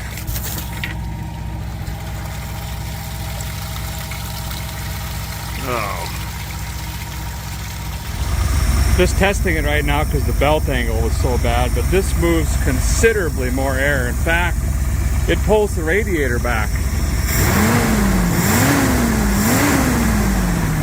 So that might, well, it will definitely help. Belt seems to be staying on. Oh, I gotta be careful there. That almost ate a rad. Well, I think we'll address this moving by just some zip ties up to the hood hinge, maybe like this, and maybe bend that. That's getting a little bit close. mud abatement program went well. So all of the mud is out of the system now. So maybe we'll have this overheating licked. Drew is cleaning her up. You know, we got to get the detail. Yeah, you're going to a car show tonight, right? Yeah, of course. Yeah, good. This, I think, might work. It's topped off. Bought an old lid from the attic so it doesn't suck in the mud water. It wasn't chewing on that very good. I believe it's circulating ish. So let's see how far we get. Well, basically a test drive here back to O'Reilly's. Got to pick up some belts because the alignment now is just atrocious. But gauge never even came off of 120, and that's in town. I know it's warmer than that. We're going to find out on the highway, but very good news. It's at least 20-30 degrees cooler than it normally is. And my battery system is doing it's stable. I'm looking at my inline meter over here. Because all we're drawing now is going to be about 2.5 amps for the Never Spark system until dark. So we got to get as many miles under our belt as we can right now.